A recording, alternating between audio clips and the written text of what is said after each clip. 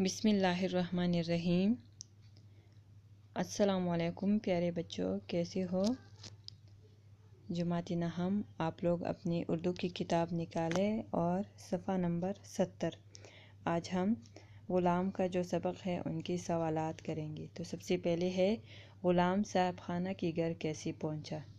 تو یہ ہے غلام ایک یتیم اور لاوارث بچہ تھا جسے کسی نے یتیم خانے پہنچا دیا تھا۔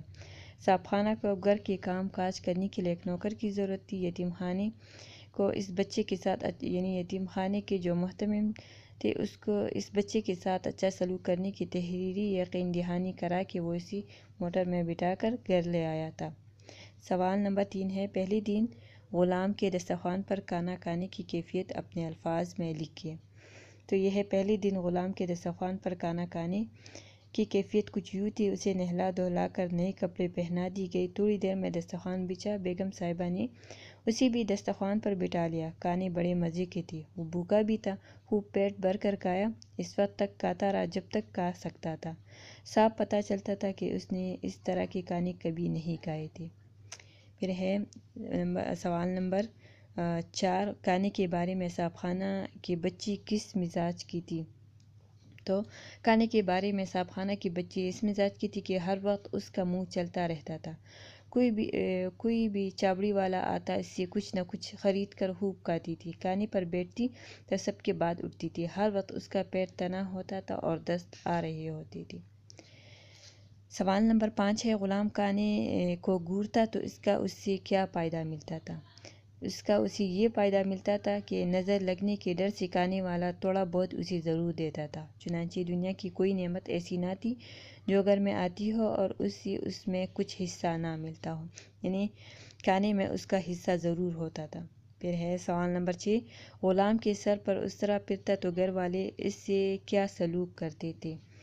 جمعہ کی جمعہ غلام کے سر پر اس طرح پھرتا تھا تو گھر والے اس سے نہایت برا سلوک کرتے تھے۔ جس کے پاس سے گزرتا وہ اسے چانٹا مارتا تھا۔ نتیجہ کے طور پر بعض اوقات تو اس کا سر بنا جاتا تھا، اور تو اور وہ بڑے سرکار بھی مذاق میں چلتے چلتے ایک دو چانٹے رسید کر دیا کرتے تھے۔ سوال نمبر 7 ہے، جب ماما گھر میں آئی تو دسترخوان پر چیزیں کیوں کم ہونے لگی؟ جب ماما گھر میں آئی تو دسترخوان پر اسی لیے چیزیں کم ہونے لگی، وہ ہر روز بہت سا دال آٹا اپنی پوٹلی میں باندھ کر گھر لے جاتی تھی۔ روزانہ پوٹلی کھلوا کر تلاشی لینا بھی ممکن نہ تھا، اسی لیے چوری کرنے میں کوئی دشواری پیش نہیں آتی تھی۔ سوال نمبر 8 ہے، ماما کی بیٹی کیسی پکڑی گئی؟ ماما کی بیٹی چوری اس طرح پکڑی گئی کہ صاحب خانہ کے کہنے پر پولیس والے آئے۔ انہوں نے ماما کی پوٹلی کھلوا کر چوری کا مال یعنی